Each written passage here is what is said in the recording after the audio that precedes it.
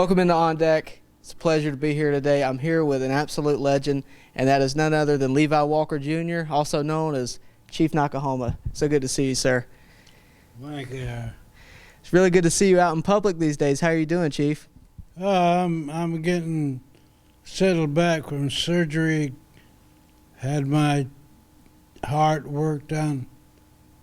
I remember. It's so good to see you out and about and healthy and walking again. Yeah. Our prayers were certainly with you, sir. Well, I appreciate it. Chief, you were the face of the Braves for a few years, right here, right, on this baseball, right?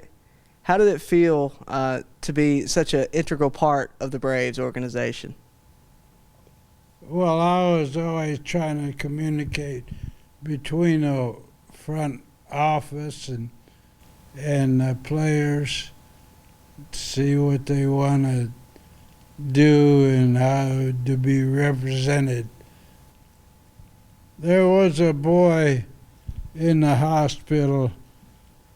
He was riding his mini bike. He was trying to jump over a hill, and the back wheel caught and turned upside down on him.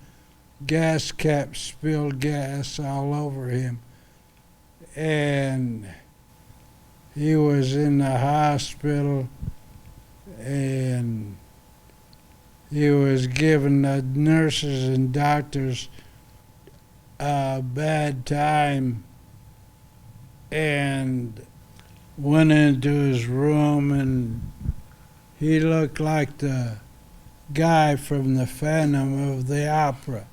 His face was all, his ears was burned, almost burned off, and his chest had gasoline burns on him. And he was giving the nurses and doctors a hard time. And I said, Ricky, you're giving the nurses and doctors a hard time. How do you expect them to help you heal? And you need to work with them in order to go back and be with your dog and your house. You know, I know it could be a hard time, but you're giving them a hard time. So you need to work with the nurses and doctors and get healed. I told him to work with the nurses and doctors and get healed. You go home. He said, yeah, I miss my dog, and I miss my mom and dad, and I miss being home. He said, I'll try to work with the nurses and doctors. And I said, okay, I want you to get healed. And it was quite a while, like 2 weeks, that he did get to go home and see his dog and mom and dad. You know, I represented the organization and the Braves and players. I represented them in helping him to be healed. You were just so close to the fans, right? Back in the day, you had kids coming up to you at the TP, and you got to sign autographs and things like that for the kids and for the adults. What do you remember about the fans and how much they loved you? Well, I had a close connection with the fans, both kids, guys, women come up to the teepee.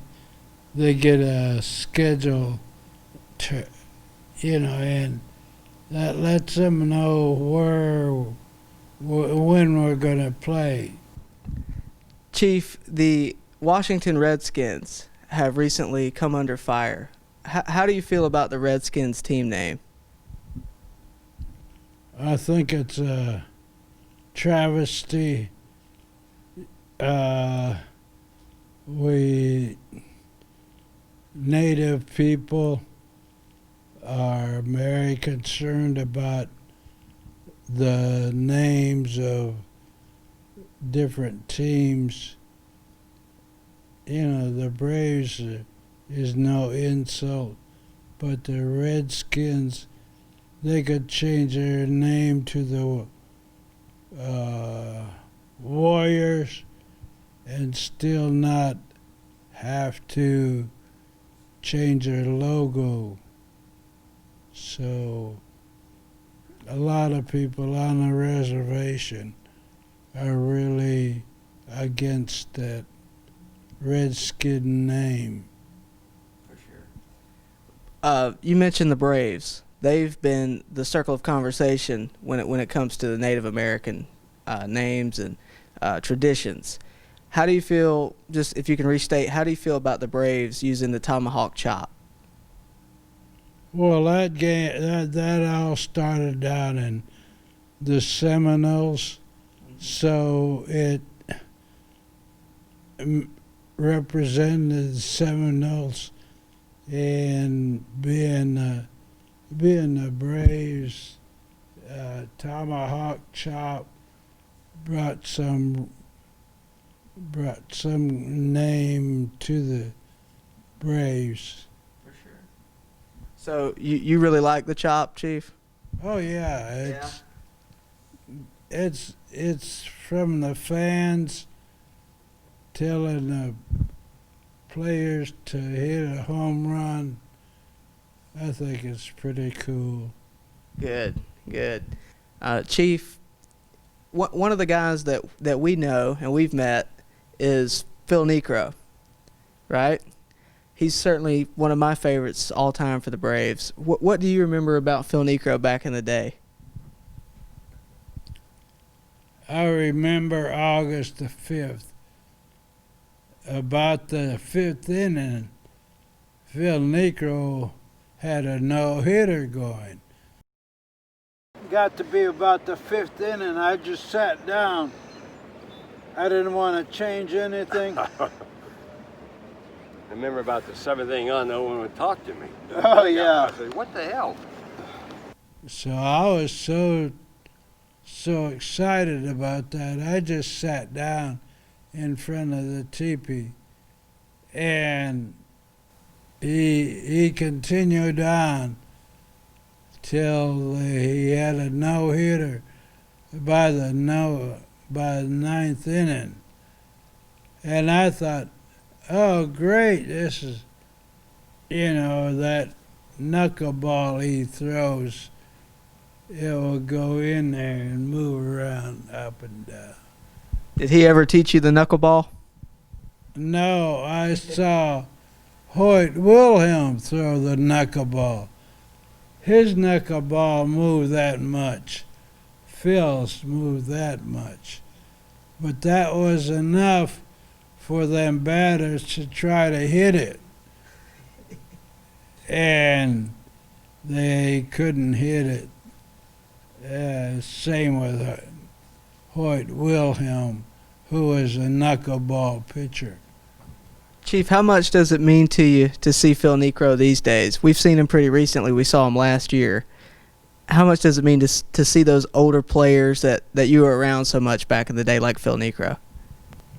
All them players that come up here for the celebrity golf course to raise money for United Way, and the money goes to Helen in the county. That's one of the reasons I think all of the players like coming up here for that celebrity golf tournament.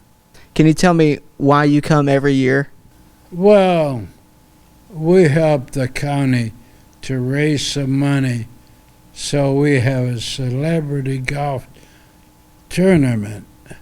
And we have one player, which is Braves or golf, to help us raise money for the United Way. I do things for the ball players. I do things for the United Way.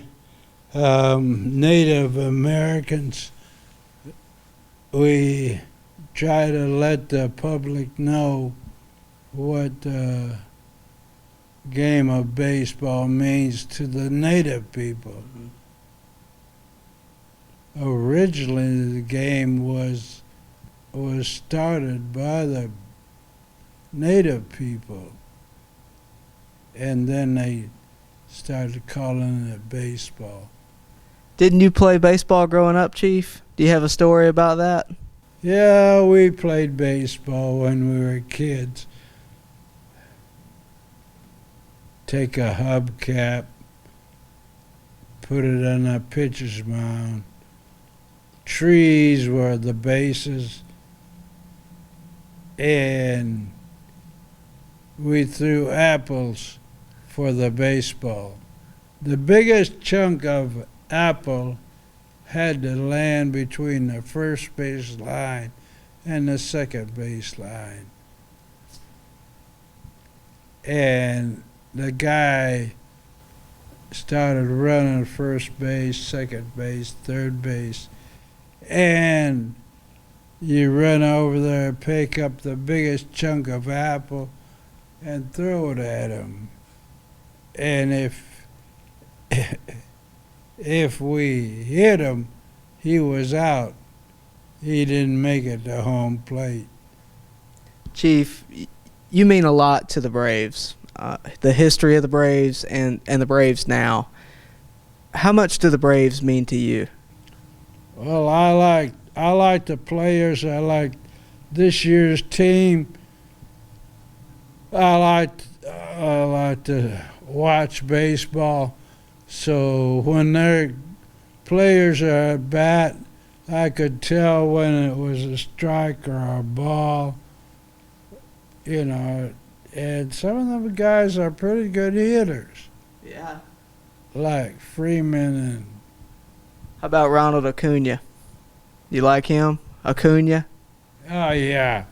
He was a pleasant surprise this year. So when you watch the Braves now, what kind of, obviously you love watching baseball, but who would you say is your favorite player?